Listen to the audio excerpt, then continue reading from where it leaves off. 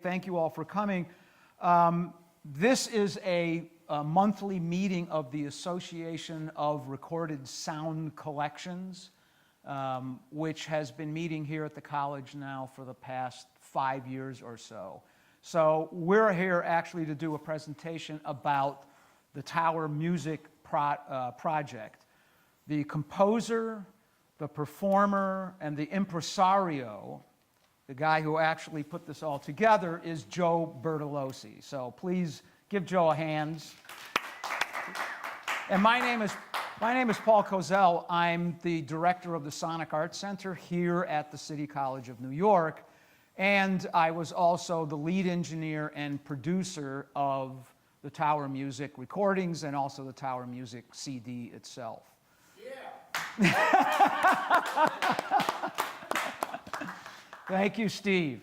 Thank you. So the first thing that I wanted to talk about is, I think yes?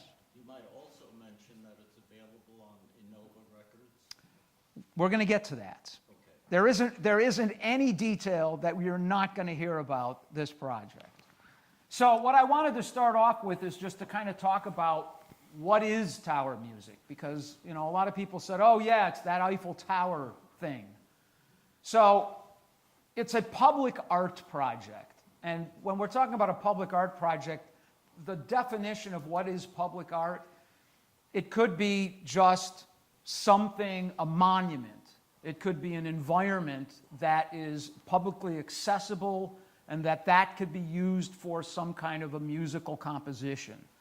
What we're doing is we're using the tower as a public structure, and that's going to become a sound source. And there's two ways of being able to gather sounds from something like the Eiffel Tower. One is what I call passive sound collection. Passive sound collection is going to record ambiances, things like the wind through the tower, people walking around, the sound of the elevators going up and down to the top of the tower and down, the sound of those French, the French, sirens, all of that would be ambiance. And I call that passive collection because you basically set up microphones and you let the ambiance basically create the sound for you. That's not what we were doing. What we were doing is active sound collection. And active sound collection means that we were actually putting the surfaces of this tower into motion. And the way that we were doing that was by using various mallets and logs and striking the tower from top to the basement and recording those sounds. That's what the project Tower Music was all about. It was an active sound collection, and we needed a performer. And the performer was Joe. And the idea is that we would collect sounds on the tower. 10,000 sounds is what we collected all together, and then eventually Joe would take those sounds and create a composition out of those. So what we want to do tonight is sort of take you on a little bit of a journey, is to give you a little bit of history of how Tower Music came to be. We want to talk a little bit, of course, about Joe, who is the composer. He's the performer and the impresario who put together the whole concept of Tower Music. And the place to start would really be to talk about Joe and to let Joe tell you a little bit about his background as a musician and as a composer. I am an organist by trade. I play the organ, direct choirs at a church and a synagogue upstate. When I wanted to become a musician, when I was 9 years old, it was for the sole intent of becoming a composer. I wanted to learn how to notate the pieces that I aspired to create. So my first instrument was the organ. I learned that. Naturally, I fell into sacred music work. I've been doing that full time for so many years. And when I was 45, my wife and daughter, they wanted to get something for me, something I didn't have. So they decided to buy a gong. And they didn't know if they should get the big one or the little one. And they got the big one, and I fell in love with this thing. Yeah, there we go. I fell in love with this. And being a composer, I knew that there were different kinds of gongs. There were flat ones and ones with a boss in the middle. And the Javanese ones sound different from the ones from Thailand, from Japan, from Canada. So in a short period of time, that single gong reproduced, and we had about 50 or 60 gongs. And I wanted to get this sound and that sound. And I created a framework, a metal framework. You can see in the album cover there, that black framework, so that I could play them. If you ever see a picture of people who have gongs and you're going to their concert, they're like spread out across the whole stage, and you can only play one or two at a time.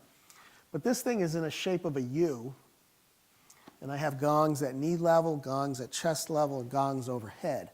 So it was like a one-man percussion, project. And being a composer, I wrote music for it. I wrote 2 35, 40-minute suites, and I was out performing with them. This was so cool, because I've been playing the organ.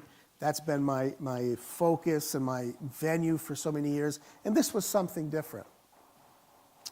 So one day, after a performance of the bronze collection, the gongs, Which we're going to play one little excerpt. yeah, I was just wiped out, and I was lying in bed, and we had this poster of the Eiffel Tower in our bedroom, and my wife Sheila was standing by it, and she was like mimicking, when I'm playing, I'm like this, and she was mimicking me playing, and she went bong, and I was like,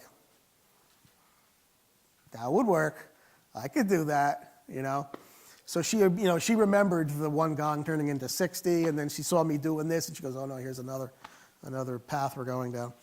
And So let's yeah. listen first to this, because this piece is really what tower music comes from.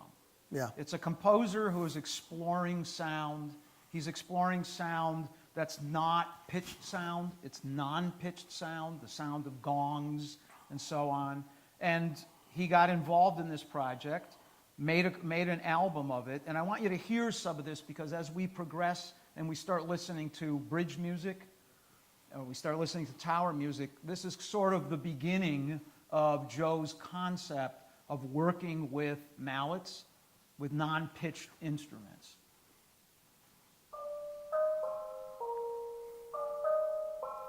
Those are pitched, of course. Yeah.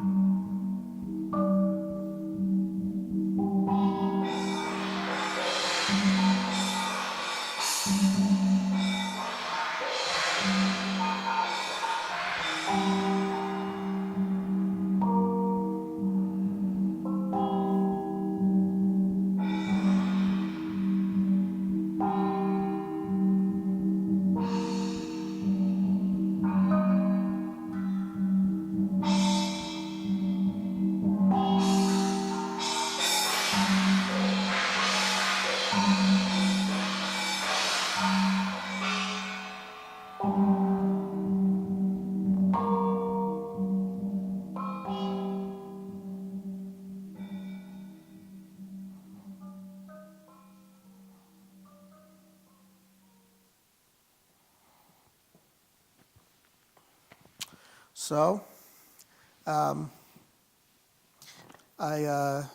she hit the picture, and I said, I could do that. That could be done.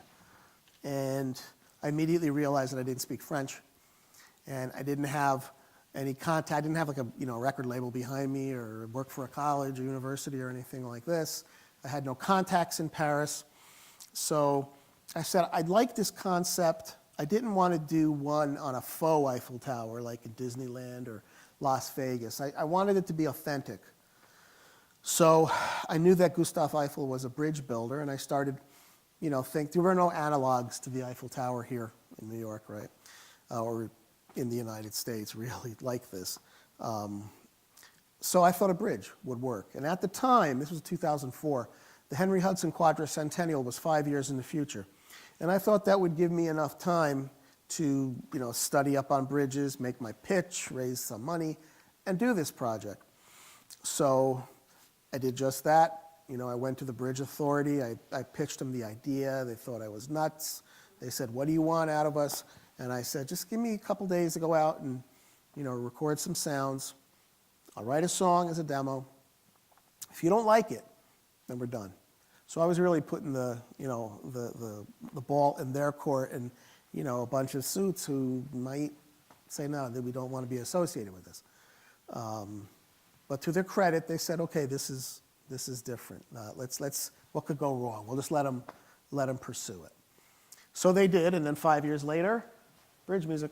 So 5 years, it took 5 years from the beginning of when he came up with the concept and started to contact the Bridge Authority to when the piece was actually realized, the album was released. It took him 5 years to do this.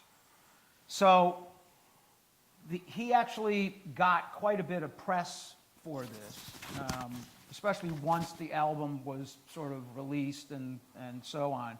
So I'm going to play a little bit of a video, which I think is a great video that sort of explains a little bit of Joe's process, so that you can actually get some insight into exactly how Joe approached recording the sounds, how Joe approached actually putting the composition together. This is really the best explanation of bridge music that you can get. Yeah.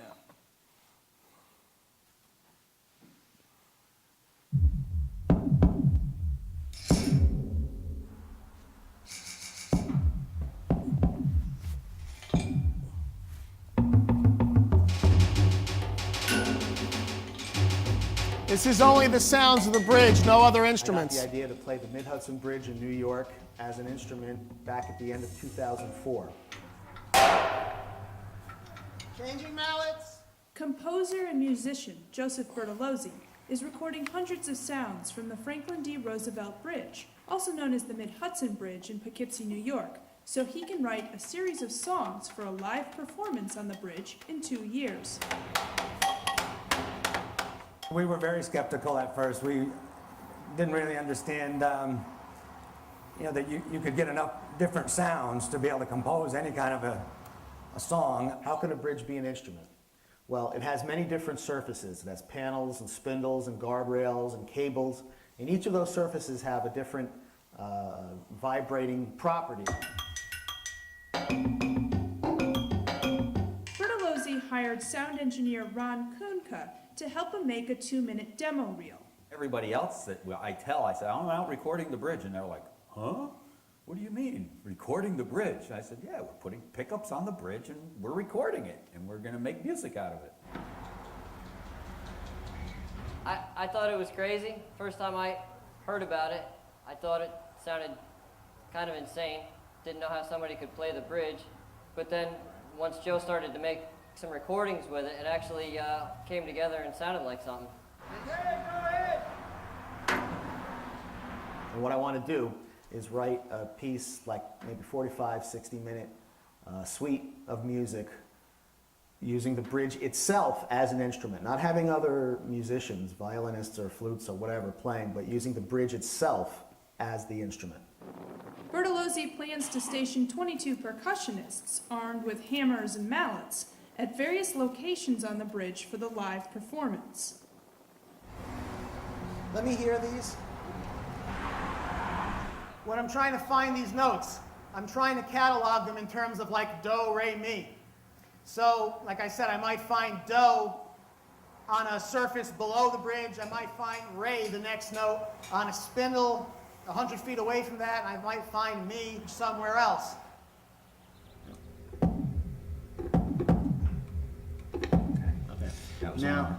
That was a suspender rope. Like 150-foot long. Right, the 150-foot long suspender Right. rope. Sounds like a punch.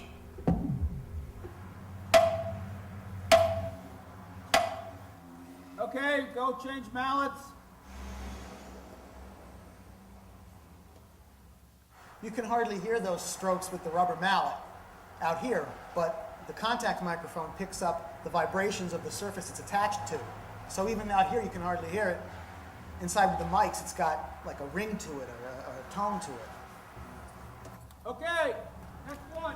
Bertolozzi estimates he now has 300 different sounds from the bridge. He's getting to know them so well that when he's at home composing, he does it in silence.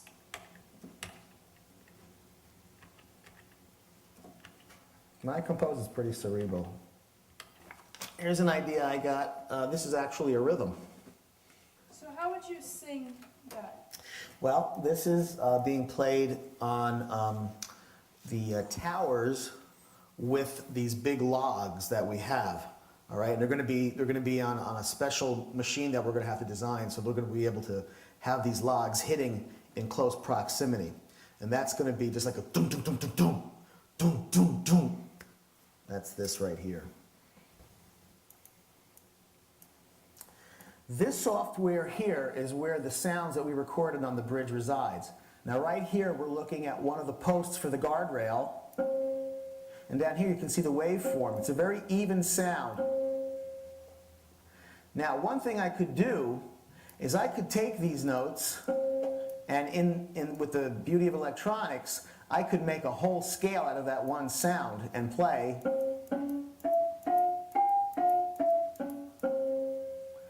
But the bridge doesn't have those notes. The bridge only has that note right there on that post.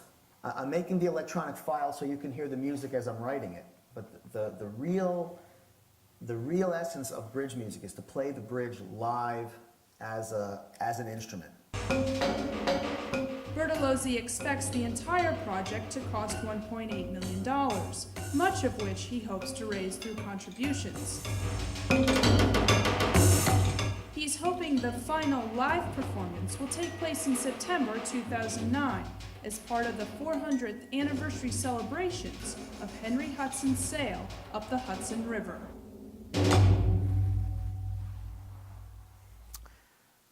So this gives you an idea of sort of what the process is. And I kind of want to, because there's a lot of information there, and I kind of want to review some of this information. First of all... Can I just say first yeah, of yeah, all? please. Yeah. We weren't able to finance the live event. Yeah. Okay? So in the end, I still wrote the music. That's what the album is. And bridge music became an installation. It's a sound art installation that you can go to this day. In fact, we're going to have the 10th anniversary celebrations in a year and a half. It's on the Mid-Hudson Bridge. You walk out, not the walkway over the Hudson, which is about a mile away from it. The Mid-Hudson Bridge, Franklin Delano Roosevelt Bridge. You walk out to the towers, and you can press a button.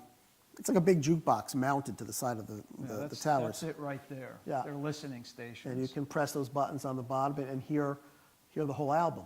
Now, for people who are afraid of heights, or they don't do bridges, or it's bad weather when you get up north and you can't go out on the river, in the parks on both sides of the bridge, there are these signs, and you can tune your radio to 95.3 FM, and it's on a continuous loop 24/7. So this was something that was going to come after the live concert.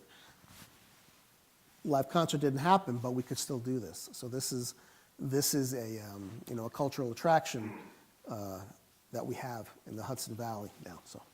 So a few concepts that were developed during bridge music that then carried their way into tower music was, first of all, they weren't using, and we didn't use, except once, microphones to capture these sounds.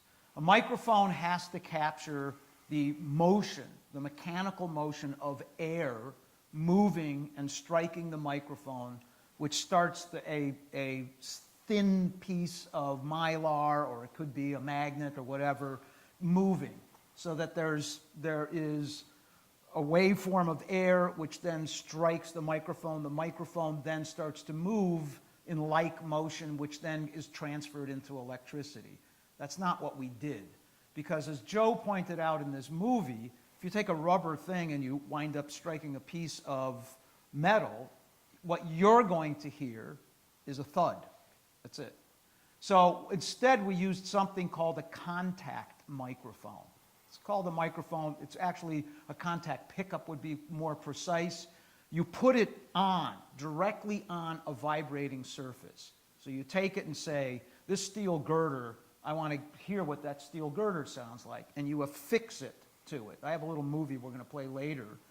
And what you're going to actually be able to hear is something that you cannot hear in the air, because this is affixed directly to a vibrating surface. And what's happening is the vibrating surface is vibrating, which is then moving the microphone and then turning it into electricity. So the sounds that you're actually hearing when you're recording in your headphones are not analogous to the sounds that you're actually hearing in the air. And that's why, if you noticed, everybody had headphones on and listening through headphones, because the only way to actually hear what it was that you were recording is through headphones. So that was a principle that they sort of developed, that air microphones don't work. And the Eiffel Tower is definitely a place where you're not going to be able to use air microphones because of all of the people. There's tons and tons of people walking around. If any of you have been to the Eiffel Tower, it's mayhem. There's people running up and down and kids screaming, et cetera, and then you try to use a microphone in that environment, you're going to actually have more ambiance and practically none of the actual qualities of that vibrating medium. So that's why they decided no microphones, let's go with contact microphones, and that's a much purer sound because there isn't any ambiance to color the sound. There are different kind of waves. The sounds that we hear in the air are called compression waves. And as he said, that piece of mylar, is as the air is compressing it and in inverse the pressure and inverse pressure, and that changes and is transferred into electricity. But the pickups, they pick up what's called transverse waves. Those are the waves that go along the surface, which is one reason why when you hear yourself for the first time on a tape, you say, that's not me. I don't sound like that.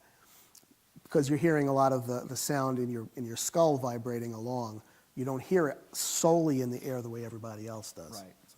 So a few other principles, I have a bunch listed, but a few other important principles was the way in which you actuate the sound. And in other words, the way in which you're going to get these vibrating surfaces to move is by using these mallets, or by using something like this log. That's what's going to be used to strike a vibrating surface with a contact microphone on it, and that's going to actually create the sound that will be recorded. So that's a basic principle. Another basic principle is Joe is a purist.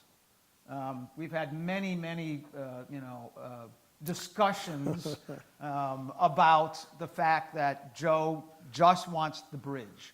And if Joe wants a scale, ba ba ba ba ba ba ba ba, as he said, you might find the first note, under the bridge.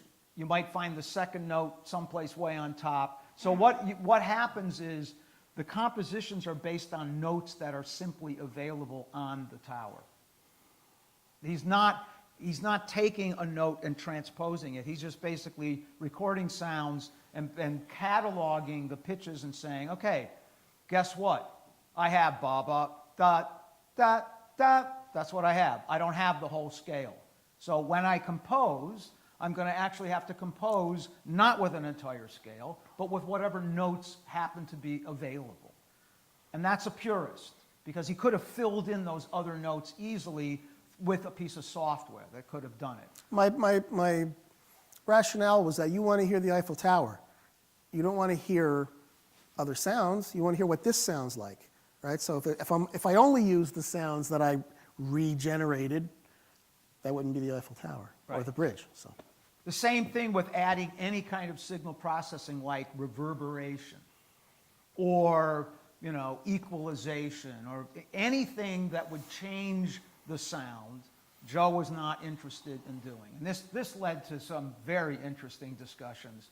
Somebody like myself who's very much involved in using all of the tools that are available in order to mix a movie, et cetera, this was a little, Joe said, nope, we don't want to be adding this, that, or the other thing. And it didn't matter that the parts of the scale that you had, each note had a different quality? Excuse me. There were ranges. There were like bass notes, there were mid-range notes, and high notes. Altogether, they didn't equal like the same scale. Okay, sometimes there were duplications and triplications. So I would take like sounds and group that into a virtual instrument. Now, this is an important concept because we're going to get into the whole thing of cataloging, et cetera, but when you get onto a structure like this, you don't really know what sounds you're going to capture. You can't go there and say, oh, I know what a piano sounds like, I can put some microphones in front of it.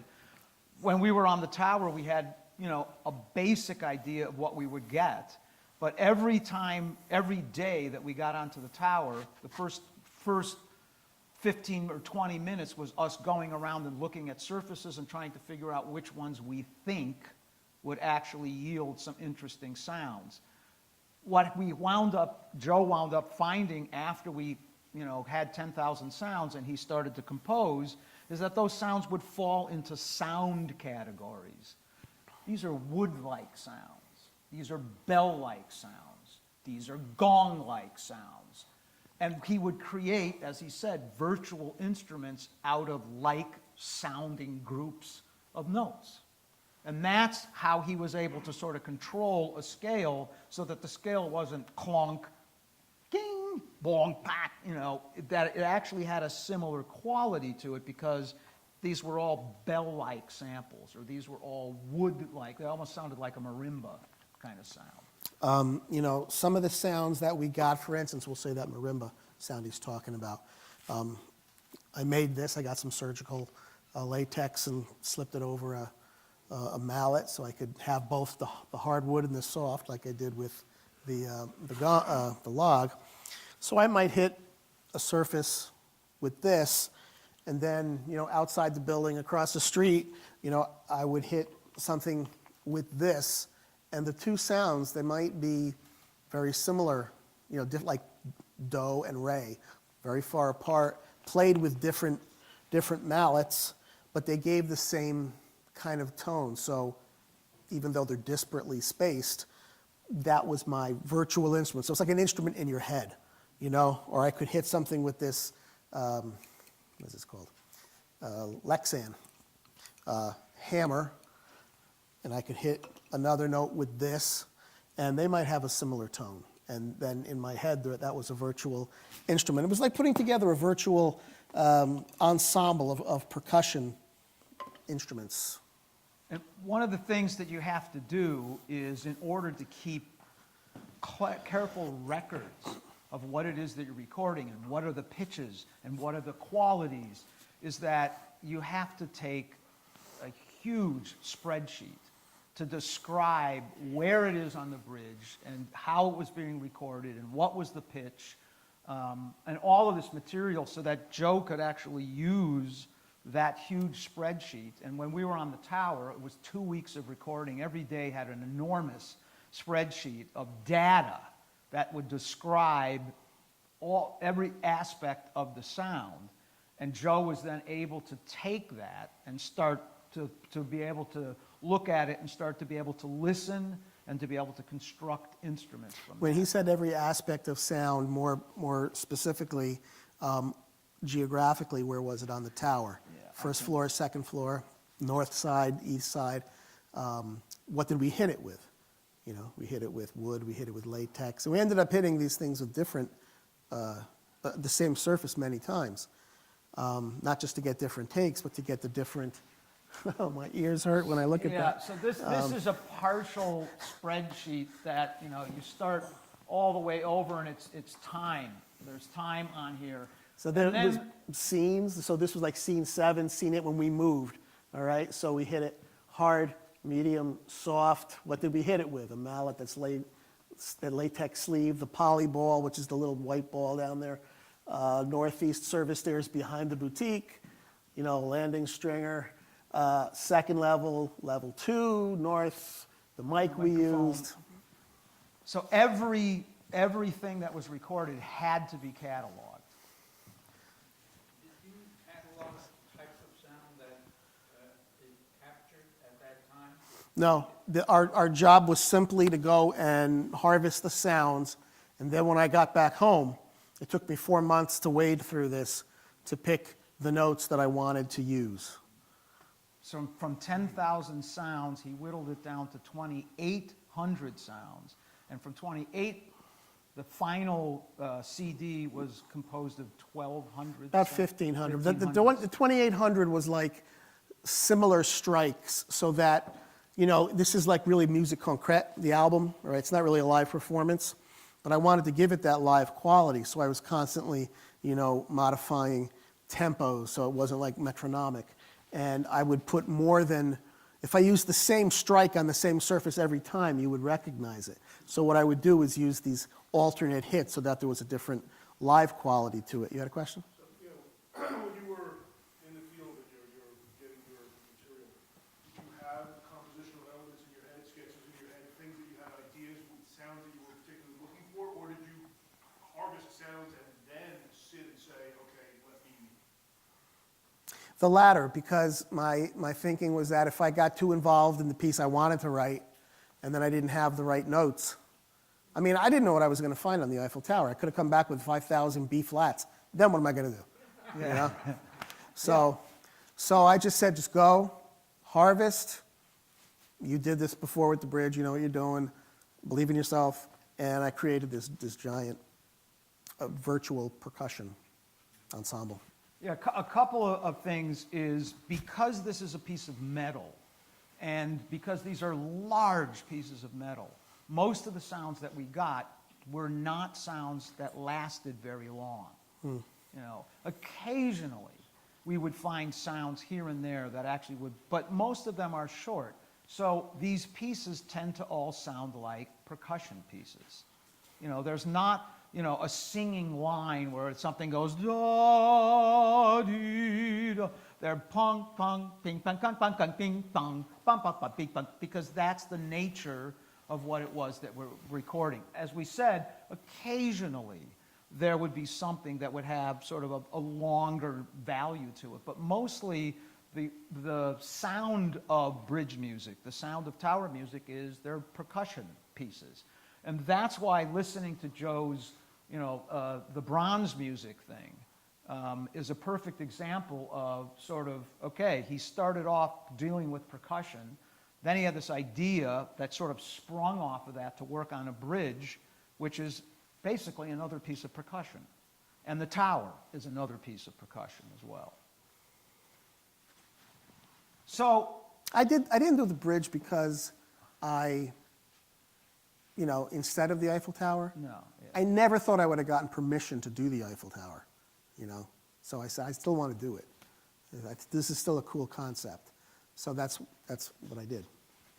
And then when I was done, I was like, hey, this was supposed to be the Eiffel Tower. Yeah. And I had something to show for it now. And he had proof of concept. The concept that he came up with about how to record it, how to create the music, and how to finalize that product. Bridge music was the proof of concept. It could be done. And because the bridge music actually was, it got up to number what in the iTunes? Number 18 on Billboard, classical crossover. Yeah.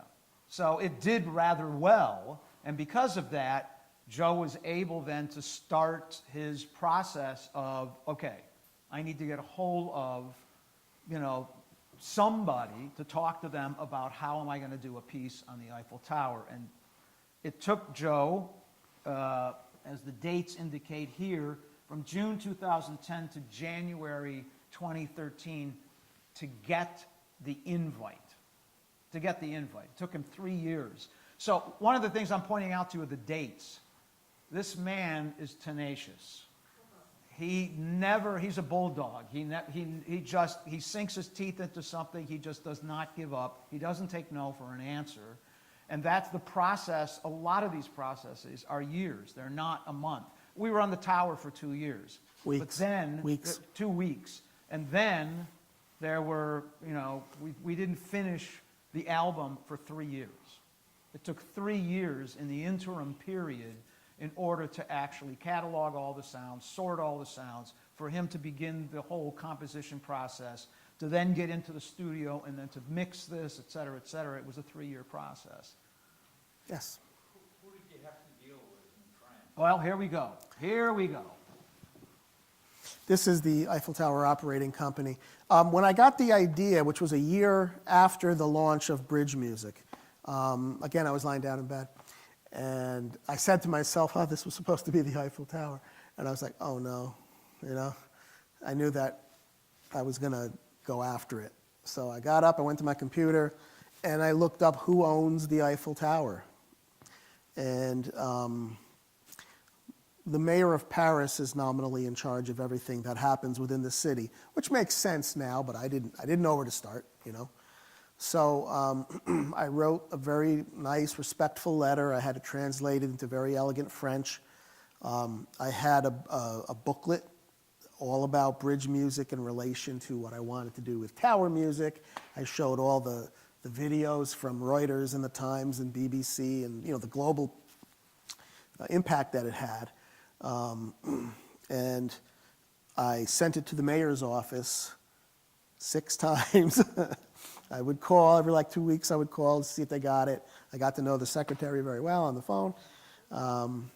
And finally, she said yes. The 6th time, she said it was sent to a minister, one of the cultural ministers in the cabinet, and they will, you know, get back to you. And I was like, okay, I've done all I could do. Now, I was still in touch with Dan Waken at the New York Times, and I, you know, told him, you know, what was going on. I said there's nothing to report, but I just wanted to give you an update on what's happening.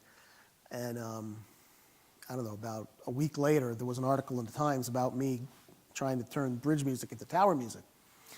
And he mentioned somebody in that article. This was a name I didn't have. So I said, oh, all right. He talked to her. I can call her and say, you spoke to the journalist at the New York Times. I had an in, you know, a very tenuous in. So I got the phone number. I called her, spoke to her. Took a couple years to have a meeting, maybe a year and a half to have the meeting, and then another year and a half to actually go and talk with the chief engineer. The chief engineer of both the bridge and the Eiffel Tower, they have to okay everything that happens. All right, so even if they have a good idea in the administrative offices, chief engineer's got to sign off on it. So he took me on a tour. You know, he showed me all the different surfaces. Because I had to present what I was going to play the tower with. They told me that when we come, they said, you have to have a leash on your stick. You have to have a leash on your sticks. And I was like, a leash? Actually, she didn't say on your stick. She said, you have to have a leash. And I was like, all right, I'm thinking, okay, she doesn't really speak English. And she's very good, but there's something missing here. And she, you know, what she wanted me to do was to have, I had a carabiner on here to have this in case I dropped it, it wouldn't fall and hit somebody down below. But again, that was 3 years later, and it was tough. It was tough. You know, I had to raise a lot of money. I have great fans. I have great fans not just because they financed this. This tower music was like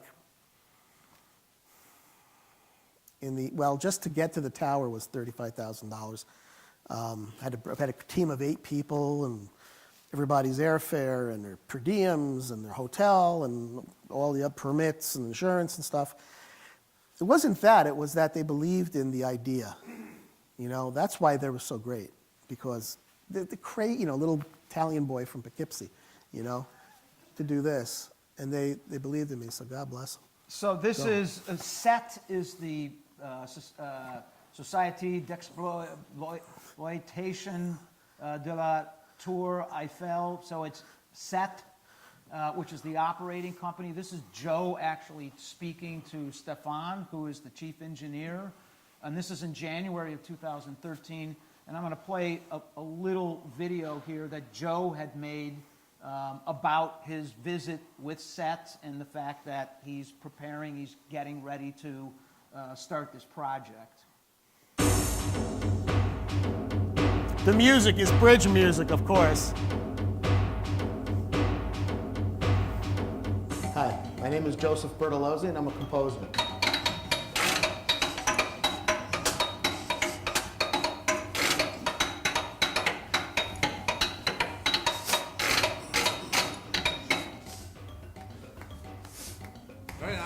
Thank you.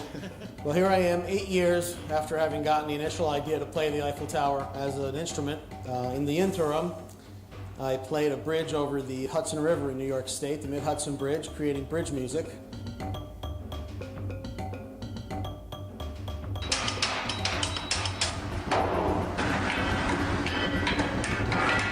And that was my proof of concept to come here.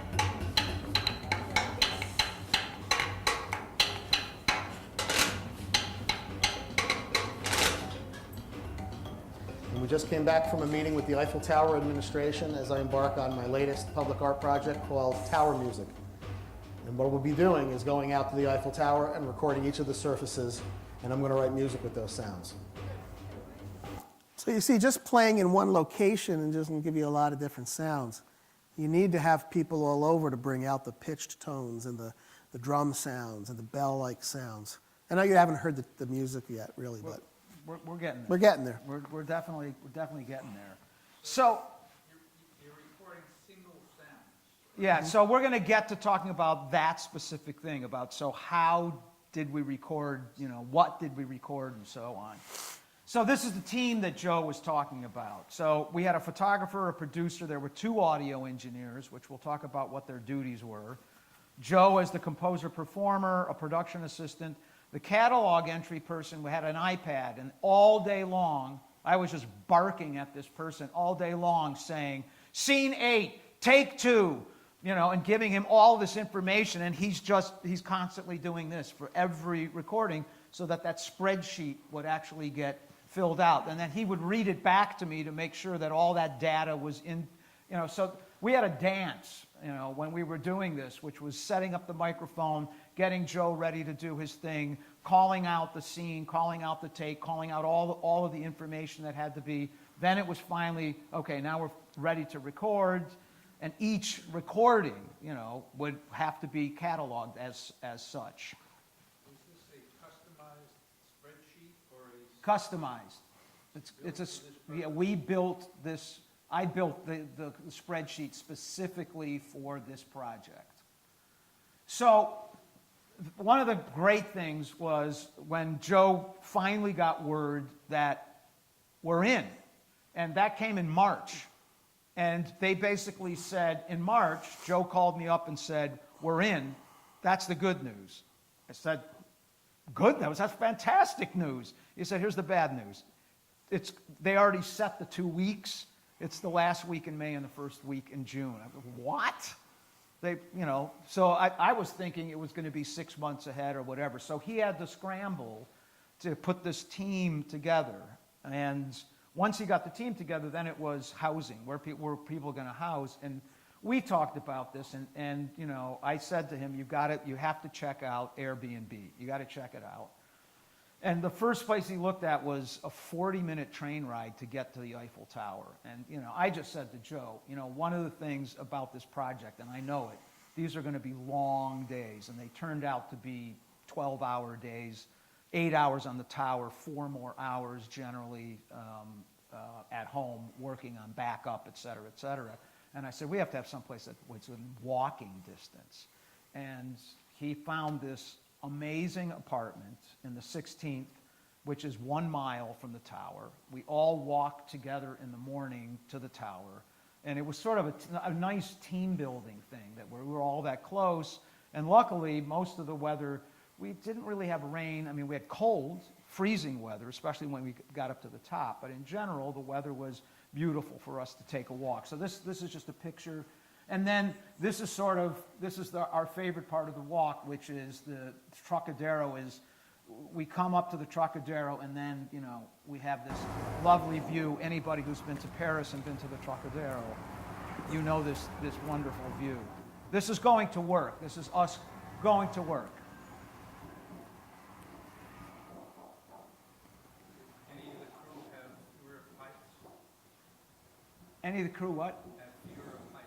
Well, That was one of the things I Yeah. said at the beginning. You have to this, and this. No acrophobia. yeah, because as you'll see, the tower itself is 1,000 feet. So when you're way up at the top, you're up at 1,000 feet at that point.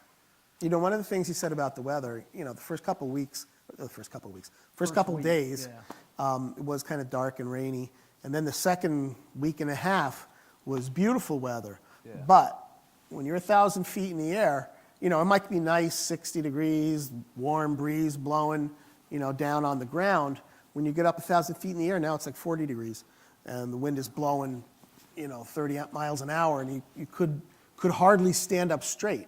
So it was the same day. It was just wherever you were, you know, it was something else to deal with that we hadn't thought of. We have some great movies of being 1,000 feet up and, you know, just what we had to deal with.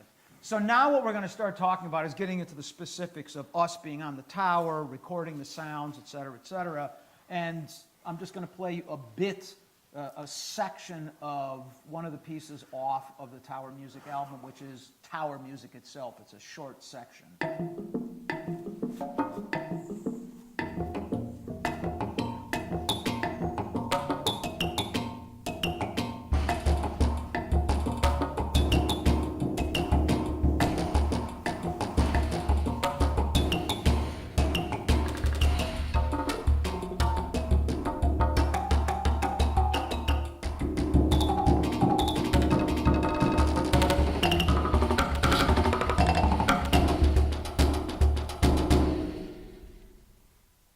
Short. So here's the tower. The beautiful thing about Joe's meeting with Set in January was they laid out that these were the places where you could go. And it basically turned out that we could go anywhere on the tower. Public is allowed on level 1, level 2, and level 3. But there's this big expanse between level 3 and level 2 where there actually is an intermediate level. And there's no access for the public. But we were able to gain access to that whole area in between into the intermediate with a security guard. So we had a security guard with us the entire way. Another expense I hadn't counted on. Yeah. And the basement. So we were able to get into the basement and all of the levels here. And that was the amazing part, is really just being able to have so much access to any place that we really wanted to go on the tower. They gave us security clearance. You know, the neck of the tower between the summit and that intermediate floor was another set of surfaces that we couldn't have gotten any other way. So I'm just kind of going through some of the levels. So the basement, there's two elevator systems in the Eiffel Tower. The hydraulic system for levels 1 and 2, it's the same hydraulic system that was put in 1889, because the tower was built for the 1889 World Exhibition. So the hydraulic system, it's been modernized somewhat, but it's basically the same exact system. So in the basement were hydraulic, mechanisms for this hydraulic elevator. This is the hydraulic controls along with a water tower. These water towers go up and down.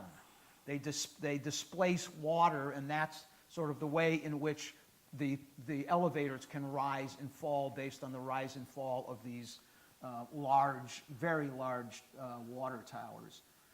This actually is a real drawing, and we're going to talk a little bit about this, of what's called the pile. It's the foundation. The foundation is in the basement, and this is a picture of actually Joe Pop. He was one of the audio engineers. So Joe is actually our head technician here at the Sonic Arts Center. He was the second engineer. He's affixing a contact mic to one of the tower legs. There's 4 legs on the Eiffel Tower. What he's doing is, this is one of the legs with this big, huge nut.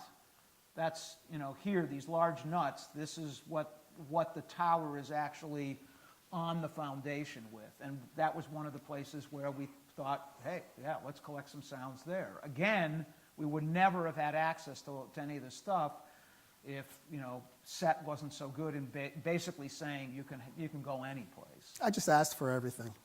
He got it. So this is the Eiffel Tower. This is level 2 or level 1. This is level 2. This is us actually in action. I'm going to come back to this picture. This is the intermediate level here. This is actually on the stairs from, there's all these stairs that move from the top level to the intermediate level, and from the intermediate level to the second, and this just gives you an idea of what we're dealing with. That's, you know, all you have is this narrow staircase that you're going down. He's going down. It's hard to see, but he's actually going downstairs. Somebody asked, our producer, this guy that you see when we were in the neck, he was sitting on the stairs like this, because you're completely open to all the elements. It's like you're in a hot air balloon. Yeah. All right? That's when he said, I don't like heights. Yeah. I forgot about that. He was sitting there like this. And I said, what's wrong with Kyle? Yeah. And so now you tell us.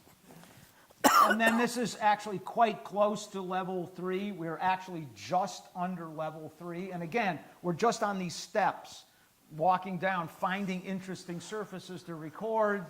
And this is close to level 3. And then here I am, you know, on the top, actually at 1,000 feet at that particular point. So let's talk about a little bit. We've already discussed the different actuators. This is what we called what actuator was actually going to be used to set the sound into motion, and Joe has all these sort of laying out here. The way in which we did the recording was Joe would play hard, medium, and soft on each surface. Several times hard, several times medium, several times. Yeah, and you know, sometimes it turned out to be 5 hits, 8 hits hard, maybe 4 hits. It depended on me listening and saying, nope, that's not good enough. You know, it's too loud or it's too soft or whatever. 19. But the object is that every sound that we collected had a hard and a medium and soft, because sounds not only are loud, less loud, and quiet, the sound, the timbre of the sound, the frequencies that are being produced actually change based on how hard you're hitting something. So that's why we wanted to make sure that we had a hard, a medium, and soft for every sound. And the spreadsheet actually has that laid out. It's a hard hit, it's a medium hit, it's a soft hit. The recording equipment, one of the big things is the Eiffel Tower does not have power available to you. So you can't plug in any place. So everything has to be battery powered, and I don't mean battery powered with a couple of AA batteries. I'm talking about some serious batteries. The recorder that we used here, this is a mixer and a recorder here, has a battery pack to it. The recorder itself is about $4,000. The batteries that we used cost almost $900 for the batteries. This is serious business, because you need to make sure that you can get through an entire day on 1 or 2 batteries. That's it, because there was no place for us to actually go and charge batteries. So that was a big issue, was to making sure that we had a recorder that was appropriate. The recorder basically records to either an SD or a CF card. It does it simultaneously to both. So it's actually anything that we recorded gets recorded to the SD card and to the CF card simultaneously, which means that you have a backup immediately. So you record something, it's already been backed up.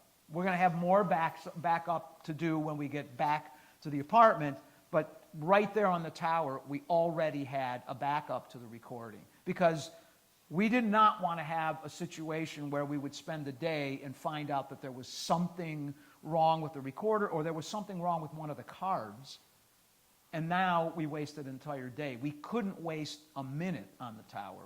So we wanted to make sure that we had a piece of equipment that was actually backing up as we were recording. Who makes that recorder? Sound devices. Sound devices. And this is a typical recorder that gets used in production audio. Production audio is on location. So when they're doing location audio, you got to have battery-powered stuff, because you may not be able to get power, or the power that you're going to get is dirty power, which causes hums, et cetera, et cetera. So this is a typical unit that's used in location audio. So is that a 6-channel? This is a 6-channel. It can be turned into a 12-channel recording device. We got another question up here. I just wanted to know, because I see the 416. You So that's an interesting question. I have some pictures coming up. The tower has 4 legs, right? And those 4 legs sort of come up. And we were lucky, you know, it was one day when we were scouting sounds, and I or Joe, one of us, noticed that there was a grill on the tower leg. It was a grill. And we thought, grill? We could probably get a microphone in there. Well, it was crazy. We had a boom pole and the whole bit, but it was crazy. But we were able to actually get a real microphone, this is the 416 here. It's a shotgun microphone. We were able to put it in the grill, in the leg, and then Joe was able to use the big log, and that's how we got those sounds.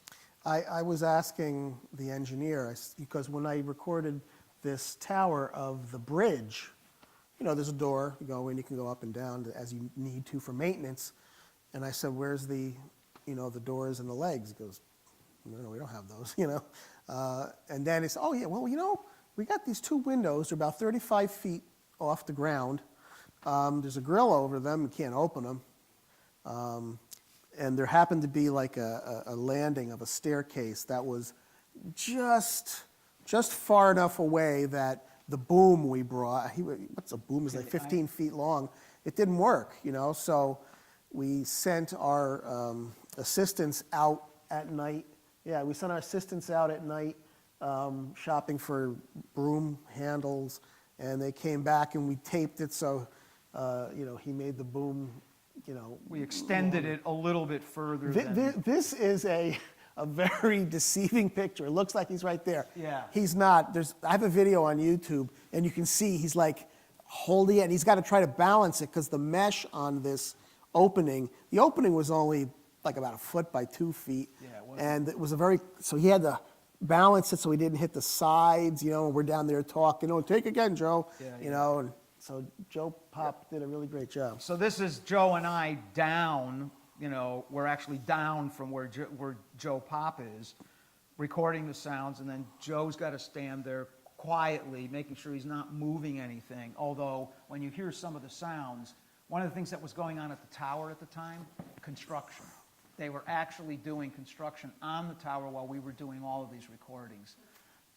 We'll actually play some of that for you. Okay, so we're talking a little bit about equipment. So this next thing is really great. This actually is Joe. We wound up calling him Bert on the tower because there were 2 Joes. There were 3 Joes. There were 3 Joes, that's right. So we had Bert, Pop, and Joseph. And Joseph, yeah, exactly. So, but this is Bert actually doing a little narration, talking about how the contact microphone was actually put in place during these recordings. What we're watching here is the process we use to affix the mics to the surfaces. You see Joe Pop, our engineer, putting a piece of double-sided tape on this contact microphone. The contact mic picks up the vibrations of the surface. In order for it to adhere, we have to wipe it down of any dust or moisture. We use this same process when I recorded the minutes of Bridge for Bridge music, but there was a lot more grease on those surfaces just from the cars, constant cars and trucks that are driving over it. So here we wipe down the surface, we put on the tape, and of course we don't want that wire bouncing back and forth when we play it, so we have to tape that down, and then you can see it's still bouncing. We're going to tape it down one more time, and then it's ready to play. So every time we moved the microphone, which was dozens of times in a day, this is what had to happen. We had to find a spot, and we have some movies about us finding where to put it, because that's a whole issue. Where do you put these microphones? So there was a fair amount of trial and error on that. So this is going to give you some sound examples. You're going to actually see Joe, what he was hitting, and what you're going to hear is 2 hards, 2 mediums, and 2 soft strokes. And I have 3 different examples. So this first, he's actually recording the spindle with the rubber hammer. Where's your rubber hammer? Wait, this isn't is this it? No. Where's your rubber? Yeah, that's it. This is it. Okay. Yep. So this is what 2 loud, 2 medium, and 2 soft stroke sound like? No, that's not it. I didn't but think so. You didn't bring it, I whatever. didn't bring it.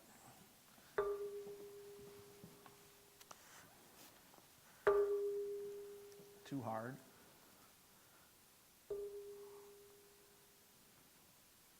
Too medium. And too soft.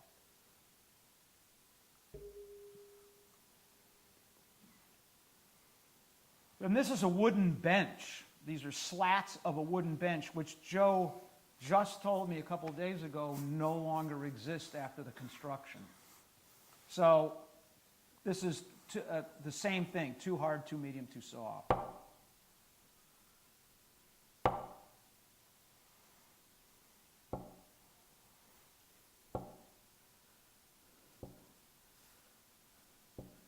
All with the same hammer? Yeah, all with the same, this is with And a then we'd latex. switch hammers. Yeah. And then do loud, medium, soft with a different hammer, then loud, medium, soft with a different hammer. So this is what we were just talking about, and then here's the sound result. One of the things you should pay attention to is in between each one of the hits, listen to the construction sound.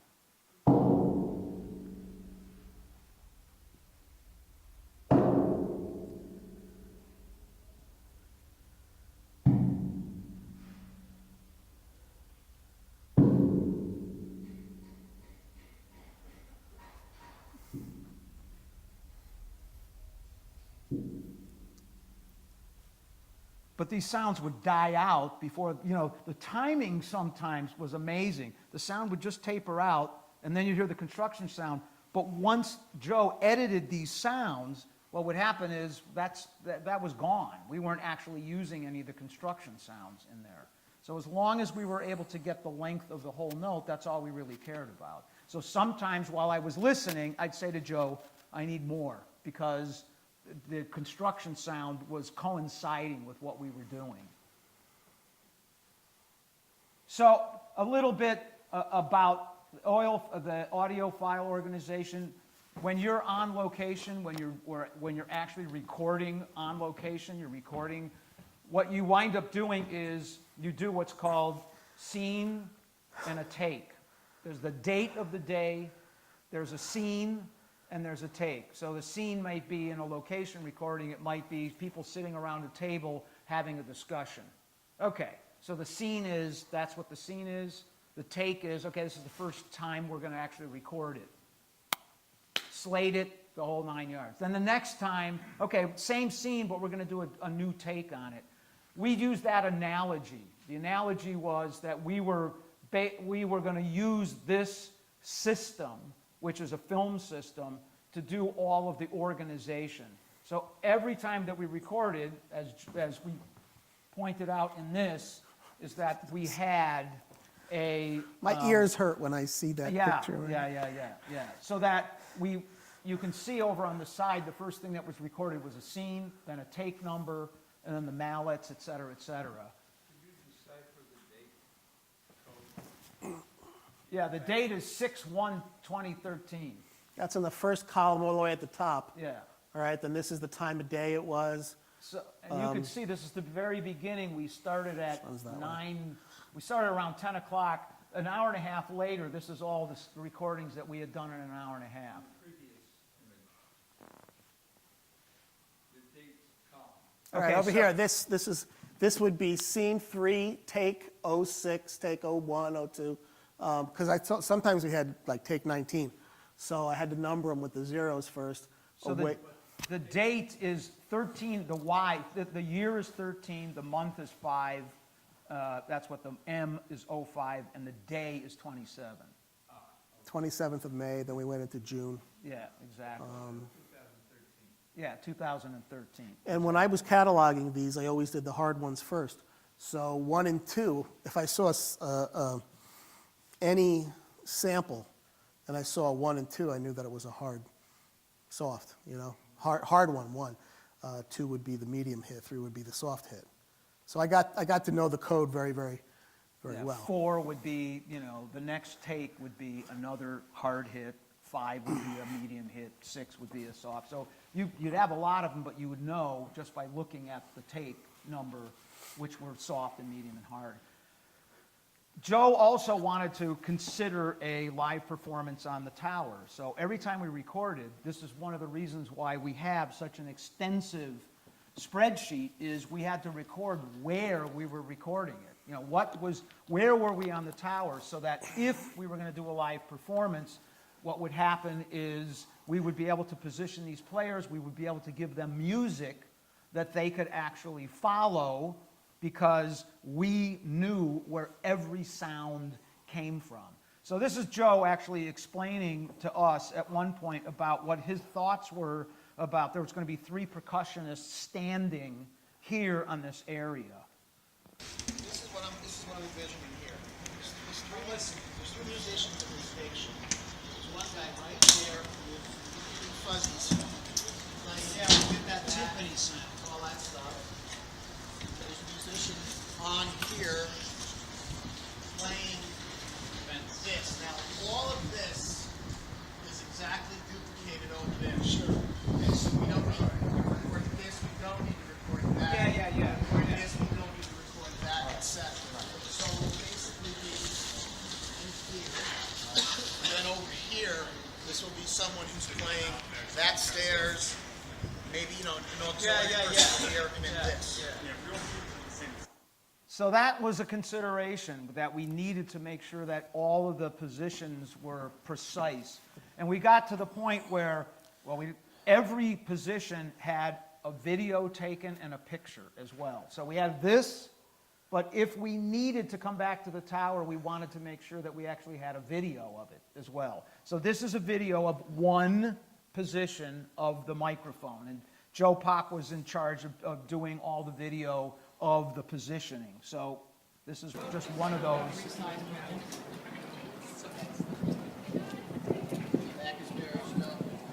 So there's the mic. I think that's our go-to, is the Marcus Berry, right? Yes. So if for some reason we did not, do a good enough job of sort of figuring in the spreadsheet, we had documentation both by photo and by video as well. So the cataloging was insane. It was, insane, but this is what Joe wanted, and this is what we needed to come up with. So, and that's the reason why there were 2 engineers, is because Joe's job, Pop's job, was handling all of the contact microphones. He was handling all of the video and all of the pictures for positioning. And his job was also to listen very carefully to the tails of notes.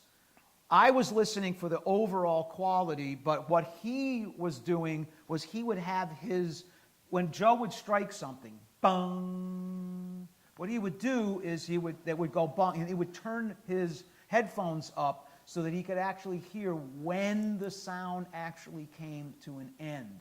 None of us could actually hear that carefully because we weren't listening for that, but that was his job. And you're going to see in some things, I'm going to say to Joe, scene 1, take 2, hard, rubber mallet or whatever. And then he'll do a stroke, and Joe's standing next to him like this. And that means wait. And then he could do the next stroke, and then Joe would put up his hand like this until you actually would hear the sound completely dissipate, because his headphones were much higher, and then Joe was able to actually do a stroke again. And again, this was something that we sort of came up with in the first day of how to do this. Yeah, and the first day after a hit, I would hear, okay, next. Of course, that's on the tape, So we had to come up with this silent way of saying next, and sometimes the way we were positioned, Joe would have to touch me on the back because I couldn't see him, And so I'm listening for the hit, Joe's listening for the end, and you're listening for the overall thing. So I'm sorry nobody here is from MLA, because they would actually love all the data backup, et cetera, et cetera.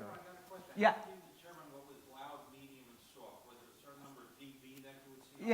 Yeah. Well, a couple of things. That's a really good question. First of all, and we have some videos coming up, sometimes what would happen is Joe would hit something, he would say, he would just feel it and listen. And what would happen was the sound would change. it would get this very, brittle sound to it if he hit it too hard. So he had to find what we called the sweet spot. The sweet spot for loud, the sweet spot for medium, and it was crazy because I just say too loud, too this, softer, whatever. And this was this constant thing going back and forth because I wanted 3 hits that were of the same quality. But a lot of that was all about him as the performer making sure that he was striking at the right place with the right amount of force. So what... Making sure that you didn't digital overload either. Well, of course. I mean, that was a huge... That would create another interesting thing altogether. So that what ultimately determined what was the loud sound was the quality of the sound and making sure that it wasn't going to overload on top of it. Sometime when you were putting the composition together, would you kind of like certain notes if you wanted to be more emphatic, raise them a little bit, or did you leave that alone? The thing that he was fine with doing was changing levels. Okay, that's fine. Changing levels, he was totally fine with. Anything else, it was a major argument with him about doing anything else. But changing levels, it made sense, because it's still the voice of the tower. We're just sort of changing a level. We're not changing any frequency component of it. I mean, it's Did you find that, let's say, one day you came and the weather was slightly different, that things completely didn't stay in tune, or there was a different overtone to it? It was rare that we went back to a surface because Yeah. we had so much time, we had so little time to do this. But on the bridge, I did an experiment 3 years later. I went back. They knew me then. Next thing, yeah, go ahead. So we went out. Get your hammers and go. When this recording session here, it was almost like 100 degrees. So it was very hot out. And then when I came back I think 3 years later, it was about 80 degrees. So that's a significant temperature change. And there was no real difference. It's too dense. I mean, if it was, it's just the metal, whether it's steel, and we didn't mention the Eiffel Tower is all iron. So one of the things that's actually kind of interesting to notice is that bridge music sounds brighter, tower music sounds darker and fuller. It's iron versus steel. Two different instruments. They're two different instruments. It's very interesting. A darker quality and a brighter kind of quality from it.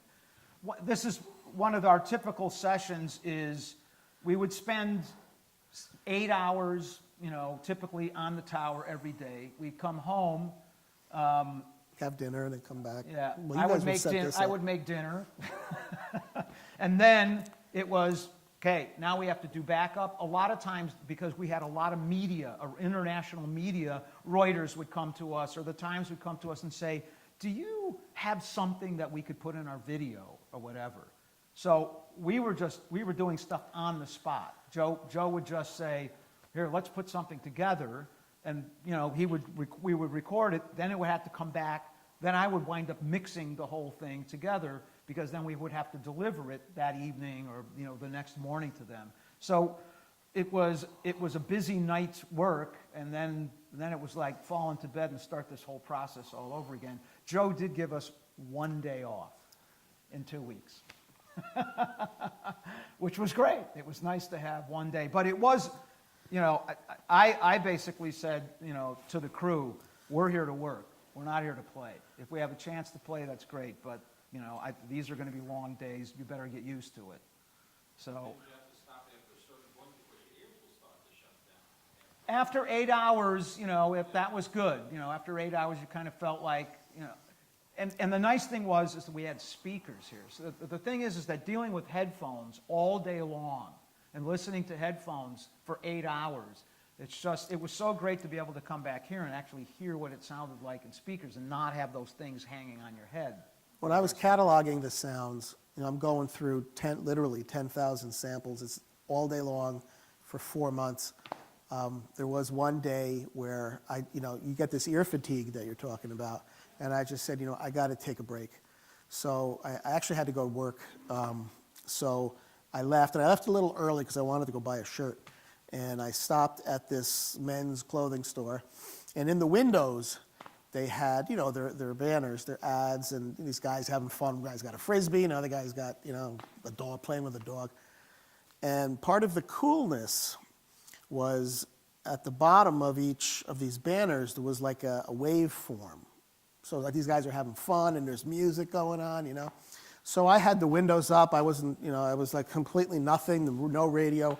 When I got out of my car in the parking lot and I walked up and I saw those wavelengths, my ears started to like, you know, squinch. And I was Yeah. like, oh shit, no, Yeah, I couldn't yeah. get away from this. Yeah. You know, it was a psychosomatic response to seeing it, because that's what I was looking at all day too.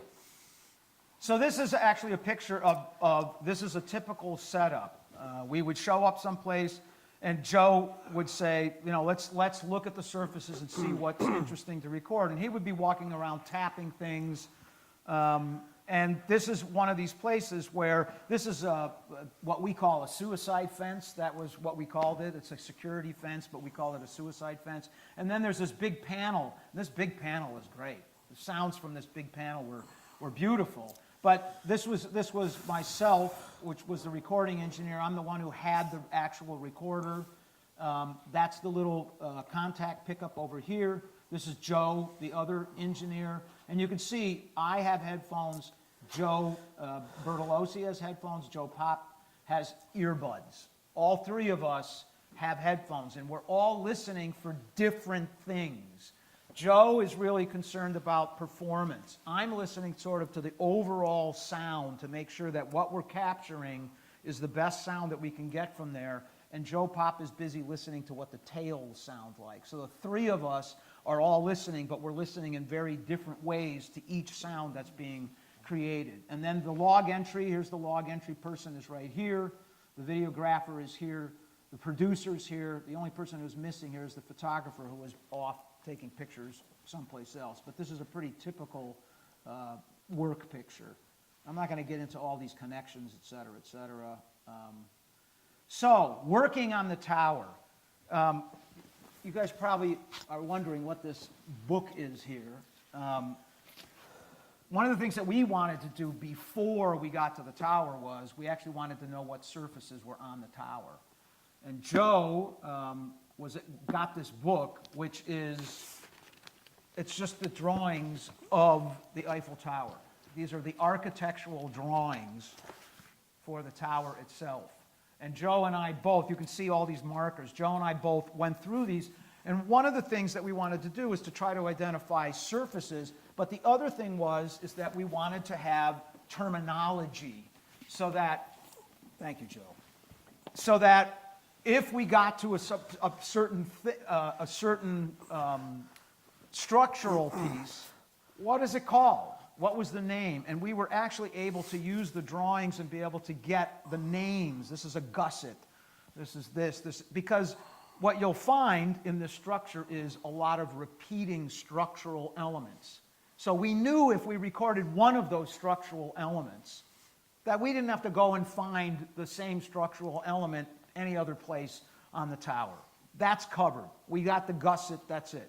You know, we're covered. Unless it was a different size. Yeah, of course. But this is how it started. It really started with us pre-planning, pre-production, of really poring over these drawings, coming up with the correct terminology, and coming up with sort of a game plan of what surfaces might be interesting. But of course, once you get there, that's all great, and I'm glad we spent the time, but then it becomes touchy-feely. You know, walking around and trying to get a sense of what that's going to entail. So this is a typical day of, okay, we're moving to a new position. And this is the first time. This is actually, we just got out of the elevator on level 3, and what do we do as soon as we get there? We're looking for surfaces. You know, it's investigating surfaces. So this will just give you a little notion. Yeah, let's get away. Okay, but look around as we walk around, okay? all the same, isn't It's got a wooden handrail, panels, this thing, these things. It's a little windy. It's 1,000 feet up. Well, this is the mic on the camera. Yeah. But still, the contact mics, you had to put your hands over them so the wind wouldn't Yeah. pummel the mic.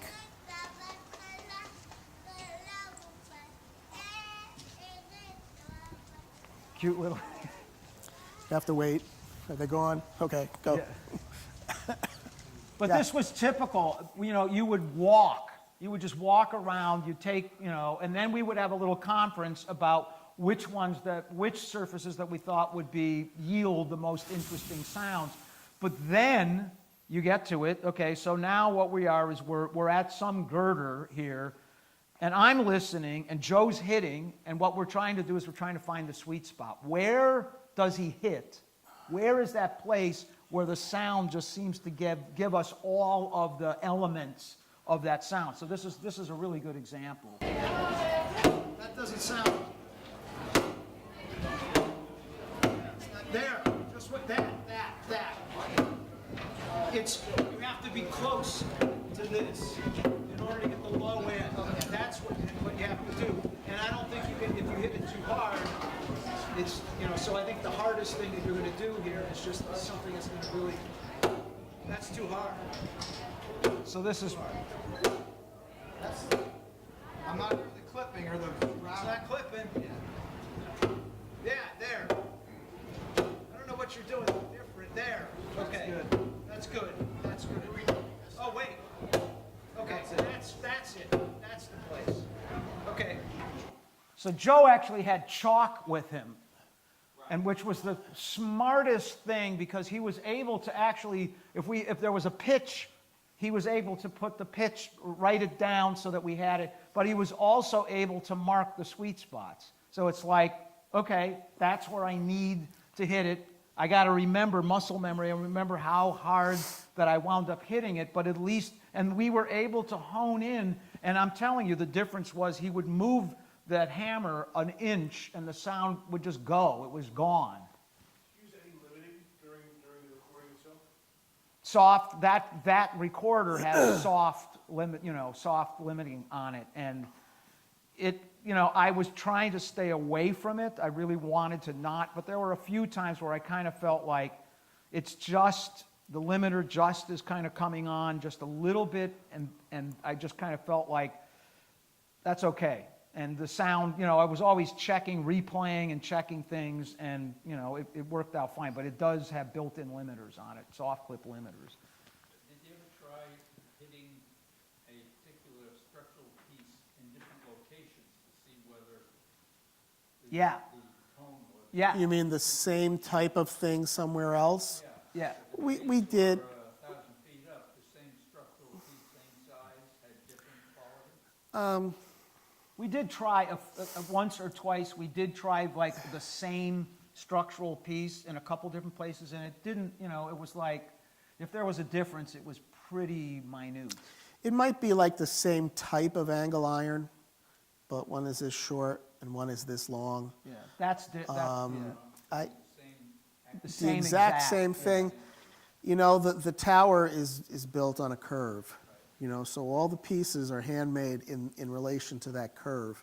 So you're not going to find a lot of things repeated from bottom to top. You might find them repeated going around, you know. Or interconnecting, the things that interconnect those legs as they come up, those pieces are You know, fairly similar. I think we did if it seemed like it might be different, but I didn't know how much we were going to be able to get through in a day, so. So this is where to put the contact pickup. So this is another issue, which is Joe would start hitting a surface, and then we would actually put the contact and move the contact pickup around to find the best place, because sometimes we wound up with crazy things. I have a recording, I'll show you guys, where he's on one of those suicide fences with his mallets, and you'd think, well, the best place to put it would be someplace, you know, on the fence, but it wasn't. It was actually a panel that the fence was connected to. That sounded amazing, but actually putting it on the fence itself, it just sounded like, you know, that was it. So this is an example of sort of how to find where to put the contact pickup. I'll be on schedule, it's half an hour to go. Yeah. We'll put it there because this Yeah, stiffer or exactly. isolated sound. Exactly, let's put it up there. And the bottom end develops a lot better when you have it up there. Audio out. So I'm wiping the chalk off those other panels. This will give you an idea of working amongst crowd noises. So, and I remember you have some of these sounds actually were selected and used in the final product. You got to hear the amount of ambient noise that's going on. If you listen, you can actually hear Joe striking this support here, but the sound that's going on around with those contact pickups, you really don't hear any of that.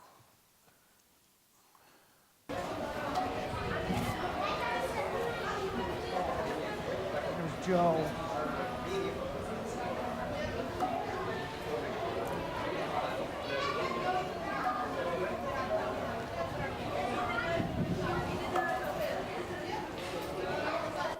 So imagine trying to record that with a standard mic.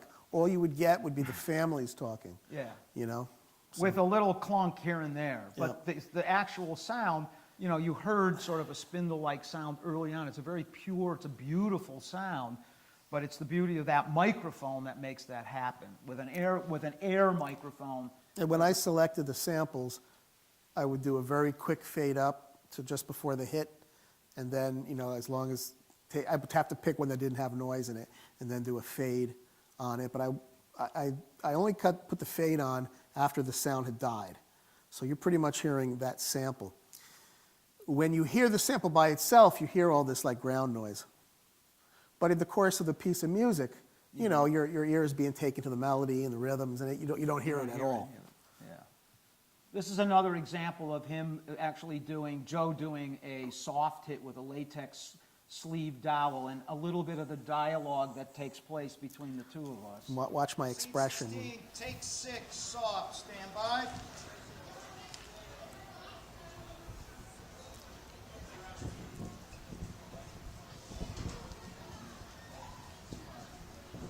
You just said too hard.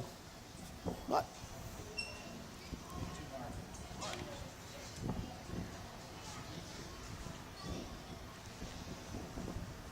And there's a contact mic. So I knew now what the velocity was to get that soft hit. You know, and people say, you were banging on the bridge.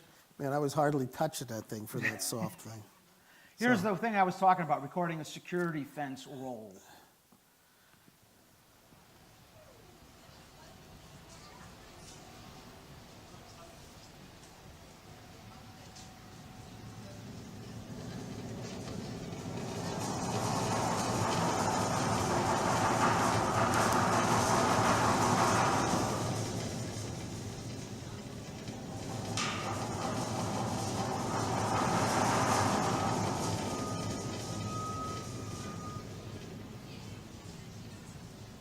And there was always people hanging around taking pictures, asking us what we were doing.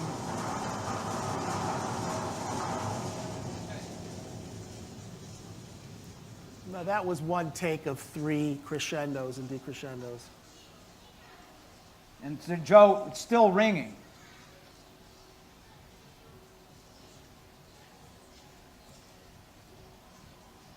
And it's out. Okay. I am looking at the time, so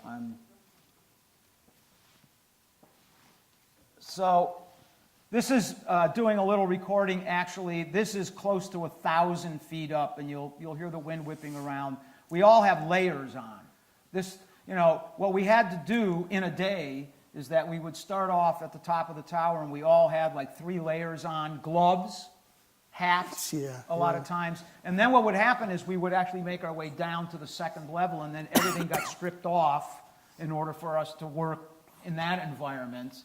So the weather varied just basically on the height. Headphones. Joe, give him the headphones. They're on Joe's head.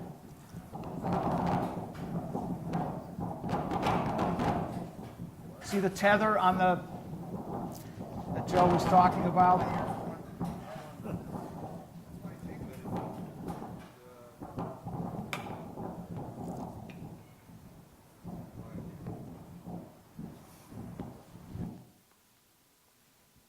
You want to tell them about what happened up there? When we first got down below the upper level, I'm going to jump. when we first got into the neck of the tower, the wind was really blowing us. We were all leaning into it. And I had a drumstick, a regular drumstick, right? Not much surface area. And the wind is blowing, and all of a sudden this gust comes up and blows the stick out of my hand. And I just went back instinctively and I caught it. But I mean, that's how hard the wind was blowing up there. Insane. It was, we were like this. Leaning in, trying to do these recordings. This is actually Joe talking a little bit about pitch on the tower. There's like 3 or 4 notes. This thing is not calibrated like a guitar string. It's a handrail, and it has a quality, it has a tone, but like I said, it's not calibrated to just give you a single pure tone. So when I put down A or I put down F, that's like the loudest of the 3 or 4 or 5 notes that I hear sounding at the same time. And when I'm in the studio, I might find that if this is an A, but if it's also playing like a C or a B sharp, a C sharp above that, if I mix it with another C sharp that's louder and lower, you may not hear the A, you'll hear that C sharp. So it's very contextual the way you combine the sounds. Here it's a little abstract because you're just hearing it separated from its context. And finally,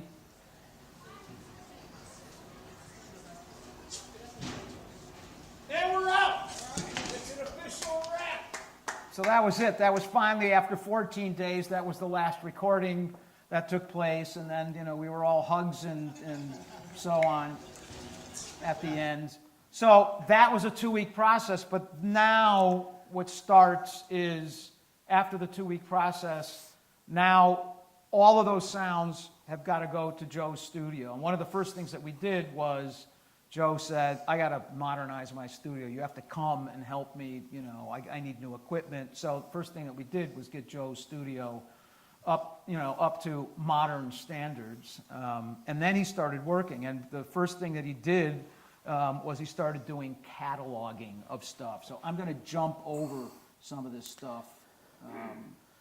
This is because I'm watching the time here. So this was the thing that we talked about, sorting and choosing samples. It took him from June 24th to November 21st just to pick samples, to go through them, listen to them, and then catalog them and figure out what he was going to use. This is each one of the days that are there. I don't have all the days, and these are all the samples that we did in a day, and these are the ones that were chosen, 10,000 altogether. Joe did a lot of different kind of organization. He organized sounds by location on the tower, and that was for live performance. He wanted to know where all those sounds were that he had collected, where did they exist on the tower itself. So he had that kind of organization going on as well. And then after he cataloged, then what he had to do was create those virtual instruments that we talked about. Yeah, we talked about that. So the virtual instruments, after him going through and finding there's metal, these sounds sound like a drum, these sounds like this and that, then he would start to actually construct real instruments at that point. And then he started the composing process. And as you saw in the Bridge Music video, the way that Joe composed is that all the performance information, rhythm, pitch, tempo, time signature, all of that stuff is in the notation. The sounds are in this program, and the sounds are actually in a program called Contact. Those were all where all the samples were. And what Joe was able to do is he was able to load all of his chosen samples into this piece of software, which is a notation software, and then he would write the music using those samples. So in the end, what he had was a score, and he also had the sounds that went with the score, so that when he played the score, he was actually hearing these instruments that we had recorded. So when Joe finally finished all the composition work, Then what had to happen is that had to come to here, to Sonic Arts Center, where we wound up mixing it here at the Sonic Arts Center. But we don't mix using notation programs. That's for composers. For engineers, we use something that's totally different.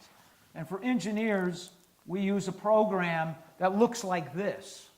And what you're looking at is, you're actually looking at notes up and down. You know, the vertical axis is the higher note, the lower note.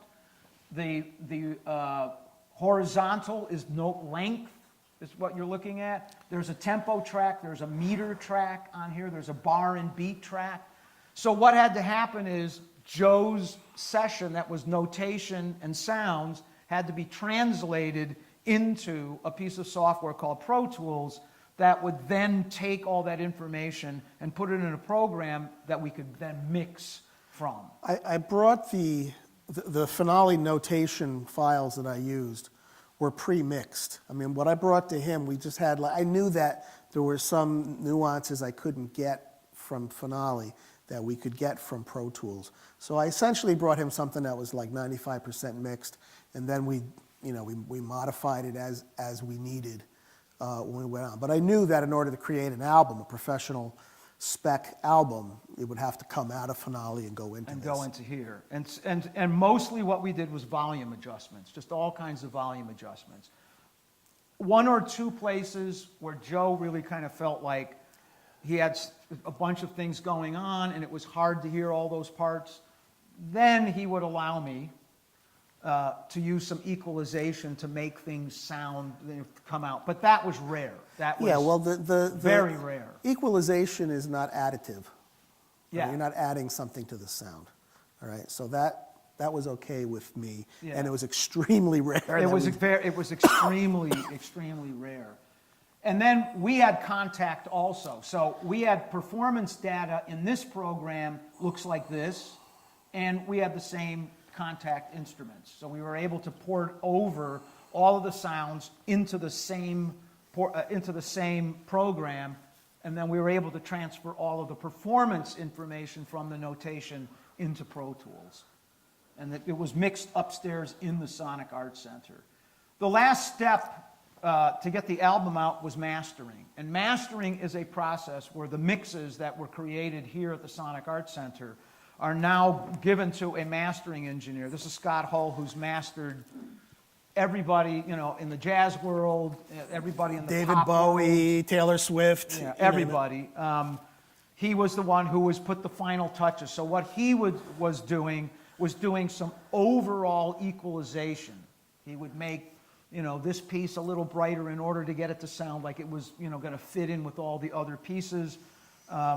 And that was the final process. And that final process was in September of 2015. And at that point, Joe was then able to release all that material to Innova, which is the record company that put out the album.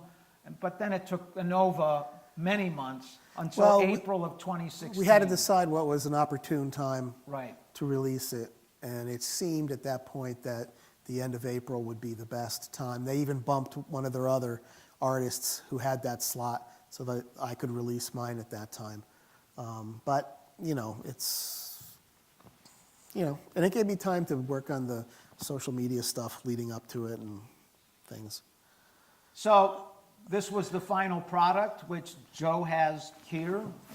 There he is. He's got his stuff. I'm going to jump past this and go Cash, from charge, here. square, got it all. So I'm going to play you one piece that's actually from the CD itself, and it has an accompanying video, which is actually kind of a clever video that goes with it. The name of this piece is called Glass Floor Rhythms, and Joe got that name because they were actually putting in a glass floor, which now exists on the Eiffel Tower, where you can stand and look straight down. And they were constructing that while we were doing it, and that's what Joe came up with his name.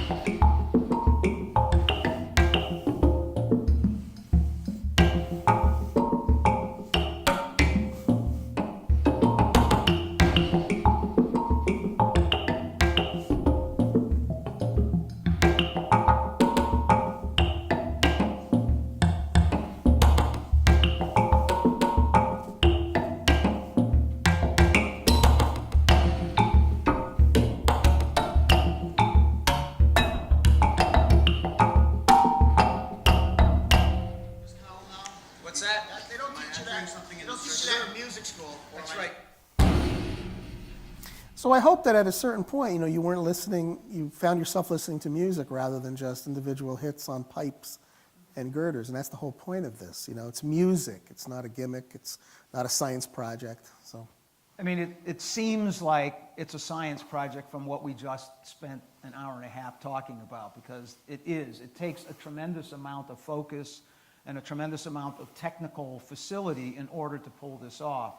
But, I have to say that, the time that I have spent with Joe working on this project has just been, it's a labor of love. All of us, were completely,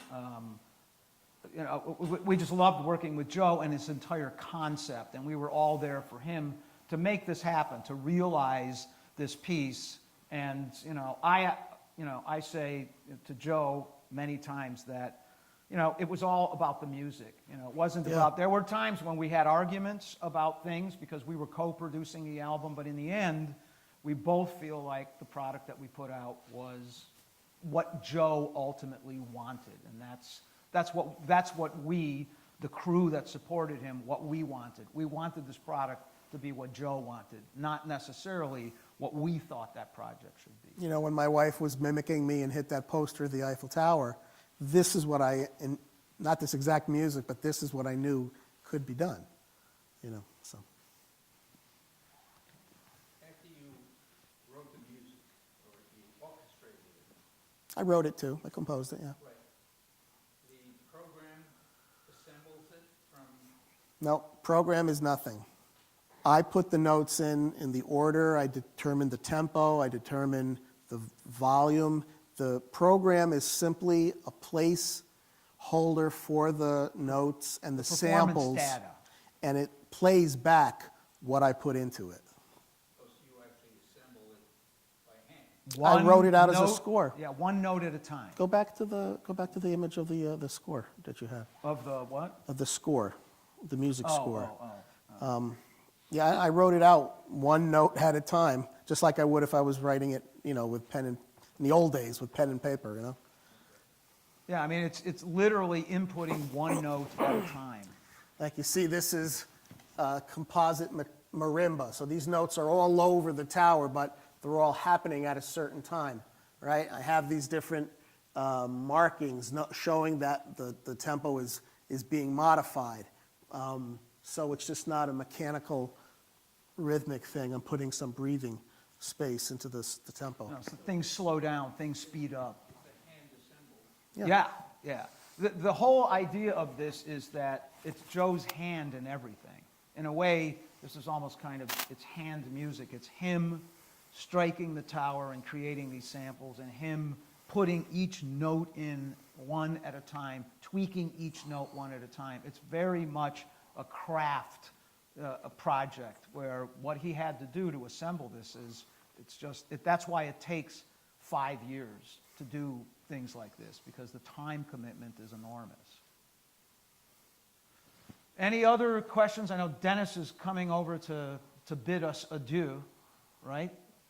And to thank you for a fascinating program, which was a wonderful launch to our new season.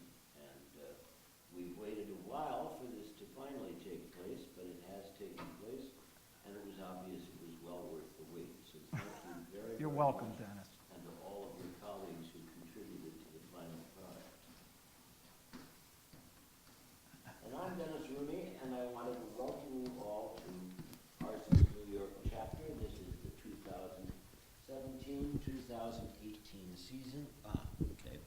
Well, I'll use this device if somebody has it turned on. Anyway, I just wanted to mention this is the beginning of that season, and we hope you'll be here to attend the next program, which will be on the 16th of November.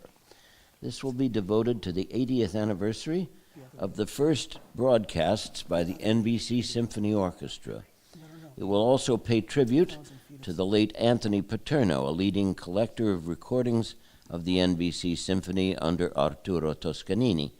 And we're also pleased to announce that we will have Harvey Sachs as a special guest, who will discuss his new Toscanini biography entitled Toscanini, Musician of Conscience. And as you can see, CDs are available, and we will certainly make sure that a way to obtain them will be put onto the video that's being recorded so that viewers can obtain them if they so desire. Thank you all for coming. We look forward to seeing you in November.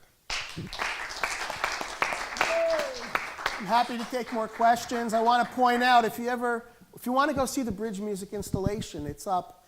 Unfortunately, it's only up till October 31st, but it'll be up again in April. But there are brochures at the top that tell you how to get there. You essentially take Metro North to the end of the line, walk out of the train station onto the bridge, and there it is.